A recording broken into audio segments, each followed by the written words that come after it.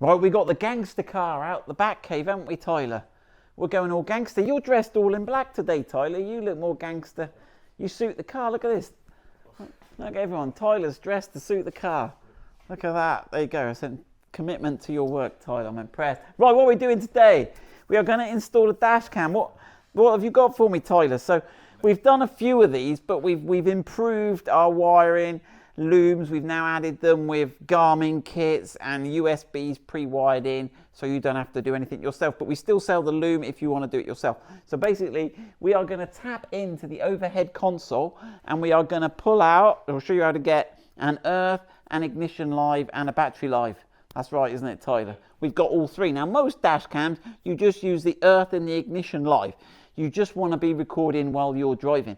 But some dash cams, like the Garmin, they have a parking mode and they take the battery live and they use some witchcraft and sensory, and if they see someone around your car, a bit like on the Tesla with the Sentry mode, they do some recording and let you know about it. So, right, but they can only do that if you've got the battery positive, because otherwise it would be dead to the world. Right, so let's have a look at a couple of the kits Tyler's got out for me here. This is the Garmin kit.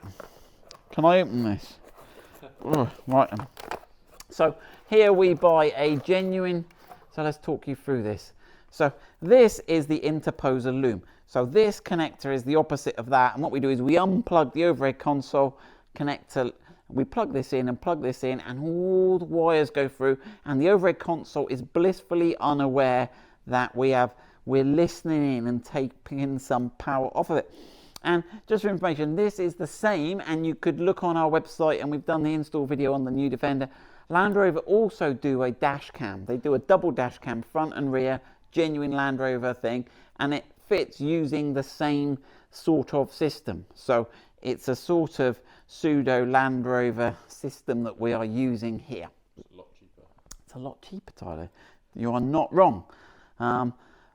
Right, so there we go. So what we have done is we have pre-soldered, so you've got 3 wires. So you can buy just this bit you can see here from us on our website, and that will give you, the red is the battery positive, the green is ignition live, and the black is an earth. And you can wire up your own wizardry as you like. Be careful. Fit fuses if you're going to do that yourself. So this one, first thing mentioned in fuses, so this we have, and the dash cam loom comes from Garmin with these. They label each wire. Accessory is ignition live, battery is positive, and ground. They feed it through a fuse, which is good. There's a little fuse holder, and this goes to the box of trickery. Now, when we tap into the overhead console up there, we are pulling it 12 volts. Most cars, this car, most of the electrics are on 12 volts. But most dash cams use a USB type connector, and USB is 5 volts. So you need a box to go from 12 volts to 5 volts for your USB camera power supply. Now, some cameras come with what they call a hardwire kit. So this is a Garmin hardwire kit, and you'll notice this has got 3 connections. So this actually does the ground, the ignition live, and it records as you're driving, but it uses the battery positive to give you the recording when you're not driving, when you've left the car parked. Some of them have G sensors in, and when you get a knock, it starts recording, but it needs the battery live to do that. But the danger of the battery live is if you go to the airport and leave your car parked at the airport for 2 weeks, that it will drain the battery down. So inside this box, as well as changing the voltage, there is a thing that protects the battery. As soon as the battery voltage drops to around 12 volts, it will cut out and not do any more recording. But at least when you get to your car, off your plane, from your holiday, you press the start button, you're away to go. So that is hardwire kits. Right, what else have we got going on here, Tyler? Someone trying to see me, Tyler? Yeah. Is it the boss? No. Oh, it doesn't matter. If it's not the boss, Tyler, we're right. Right then. No, we have 2 cases, don't we? Right, so this is an alternative. So it uses a similar loom, but we're only taping off 2 of the wires here. We're only using the green ignition live and the earth, and it goes to, we've put some ferrite cores. How many, is that just one there, yeah? We've got a ferrite core in there, and that's to try and reduce interference. Some of these boxes do induce some interference, and that can impact your DAB radio reception. So we've put a ferrite in. Some of these we're trialing at the moment to see if it does reduce it, but it only seems to be some cars are sensitive to it. And I don't mean some cars like a certain model of car, I mean certain individual cars. Don't know why. Right, so this is a box of trickery. This is changing it from 12 volts to 5 volts, and we've got a USB connector. And we are going to use that today with a Next Base camera. We like Next Base, they're all right. We like Garmin.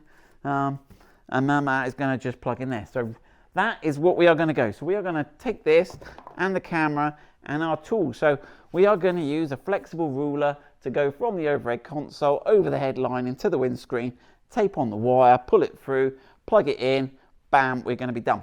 Right, I'm going to grab this, Tyler, let's go in the car. Right, you join us inside our Range Rover L405. So this is a 2013 Range Rover L405. It's pretty standard. We've changed to an Android head unit. It's dark in here though, isn't it, Tyler? We've just having a discussion. Everything is black and there's no sunroof. So hopefully we've got the light, you can see what we're doing. So this is where we need to get to. We need to get to above here. Now basically it's got 2 pins at the front and it's going to hinge down at this back end here. But Tyler's done this and he's told me to look professional. I've got to be careful I don't remove this chrome trim. Now mine's a deluxe model, isn't it, Tyler? I've got the Vogue SE. You may not have the chrome trim, you may have sunroof controls here, you may have slightly different configurations, but they're all pretty much the same. Now I'm going to try on my side, which isn't good for the video, Tyler, but I think I can probably have a better chance of getting it. Oh, there we go, we're in. Right, now, am I better off working it round? I've got to be a bit careful, haven't I? But I want to try and... Only 2 clips. Only 2 clips, and the clips are located around this side, aren't they? Yeah. I can feel that trim wanting to come off. I've done that on it. Oh, the trim's come off. Whoa! That is tough, Tyler. Right then, gosh, that was a real tough, but we haven't broken it with this trim coming off. This trim sort of, how does it reattach itself, Tyler? Right, it just gosh. Hold on. Oh, there you go, yeah, he just clips back on. So there we go, we're all good, we're home and dry. So let's have a look. So these are the 2 front pegs that go into these 2 little docking points here. So when you put it back in, you've got to fire those in first. And then the clip technology, oh, we've bent this one, Tyler. That looks like you brutalised it before, I reckon. Because that would have broken the other way, wouldn't it? That should be like that, shouldn't it? And it should come in. And it sits on these little round pins here. It should look like this one on this side, Tyler. There you go, like that. And that should go round. It looks like when we put it back in, we sort of got the pin, the wrong side of it. That's probably why I had to fight it off there. But they're pretty robust, actually. Fair play. Right. And there is also these metal spring clips here. So these metal spring clips. So you want to try and get in around here and sort of lever this bit down. So there's that. Now, we would probably recommend you disconnect your battery to do this. We are not going to do it here. Oh gosh, I'm turning my interior lights on and off. Right, so we've got to remove this connector here, push that little tab in there, and then give it a wiggle. You always need the bit. You need the. Oh god. What have I got coming loose here, Tyler? This bit clips on here. It's pretty. It's not located very well at all, is it? It's just these little plastic clips here that locate that. Right, so we haven't broken anything in here, hopefully. Right, so there we go. So the car is all right. Now, before we go reconnecting it or putting our loom on, we are going to try and get our ruler. So the trick is we need to get a ruler from here, and we need to go through. Now, we made the mistake first time we did this of installing it on the driver's side, which interrupts your view. It's much better to put it on the passenger side. I'm not going to say my joke again, am I, Tyler? No, I was wearing thin, that one. Right then. So, right, we have got to get... Now, this is a bit trickier this way, Tyler, isn't it? Because now we've got to get that all the way through. No. All that lives above the thing. No, Tyler's telling me no. We don't have to get that through. Don't worry. We just the little end of the USB, which is plugged into here. So yeah, you obviously want to pull the smallest end of you got, and we're going to take that onto there, and then we can skedaddle that through here, and then you're quite right, Tyler. That ends. I would like to say I've had a busy day, but I've been cutting ivy down today. Don't ask why.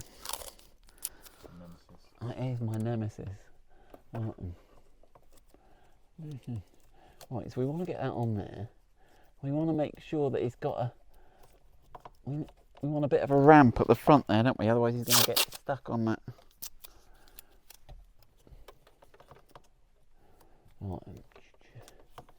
Right now. And then what we can do is a bit of pushing and a bit of pulling. Hopefully he will. Go on, you know you want to. There we go. There he is. That's it. We can remove our tape. And there we go. So the hardest part. that is, yes. Right. Cool. Right, we can have a... Right, so now let's get everything wired. So our general philosophy is you want to get everything wired up before you reconnect it. Because otherwise, if you connect it into the car electrics, if you've got your battery connected and you're unplugging and plugging things, that's not good. So we're going to do that bit last. We're going to do this bit first. Now, you could, if you were super keen, we love USB-C. You could tape round that. There is a bit exposed there. It is earth. You could get some insulating tape, not masking tape. Don't use masking tape.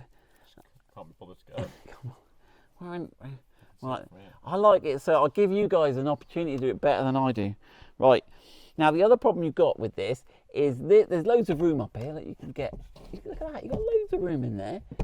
So we're going to lob all this up in there, but you don't want to be driving along and going boing, boing, boing. So I reckon you want to put some sort of, what did we suggest, Tyler? Velcro pads or something. Get yourself some Velcro pads. I've cable tied it onto this little... Oh, you've used that little... Oh, there is a little gantry there with plenty of room above it. That's not a bad shout either. So get yourself whatever is your anti-rattle technology of choice.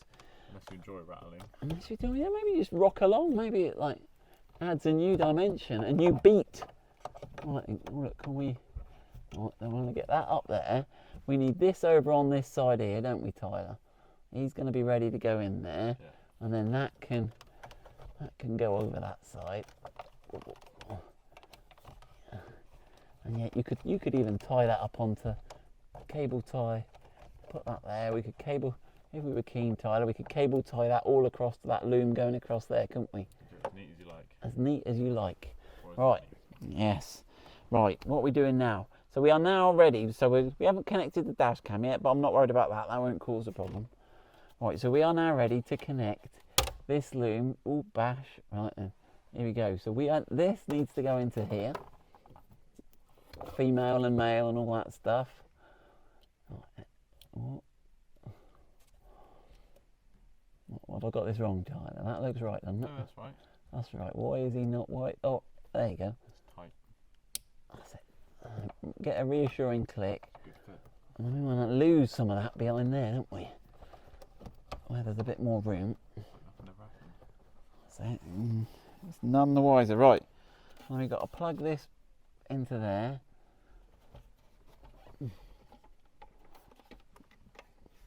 Oh, that light's reflecting in that mirror. It's blinding me, Tyler. That's right, I'm all right. Right, and we want to make sure it gets a reassuring click. There you go. Boom. Right. Then we're going to get those two little docking pins there. Make sure we got enough room. Make sure we're not trapping anything. Ooh. Right, make sure I get those two. Can't see what I'm doing really, but that feels all right. And then we've got to make sure we don't get those bent. Do they look all right, those two pins now, Tyre? It is hard to tell, but they should just pop back in. There you go. Look at that. I think I've fixed your damage, Tyler. Right, let's turn my lights off. Oh, one thing to note. I did this earlier, because you're messing about with your overhead consoles, you can disable your interior lights. So I'll just show you the little trick to get yourself out of that. If you press and hold this middle bit here, and then you sort of got to watch the dash. If I press and hold, it's on, it's on, it's on. It'll come up with a message on the dash. It flashes. Or did it flash then? Do I have to have the ignition on?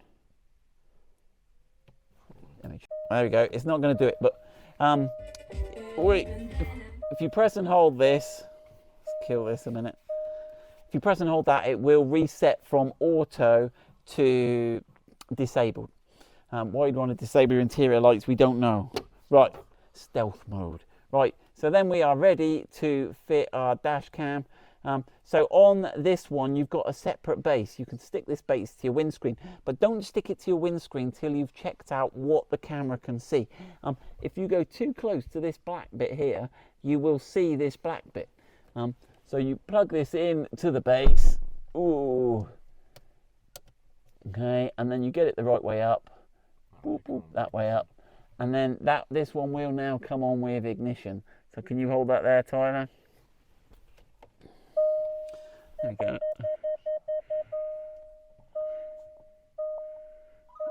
There you go. Up it powers. And what you want to do is, before you stick it off, you can alter the angle. Is make sure you can't see that edge bit. You can go or see the top. So yeah, that, and when you're happy with that, stick that on, set it up, do all the stuff you've got to do with that. Or if I press record or something now, yeah. Right. Hope that helps you install a dash cam in your Range Rover L405.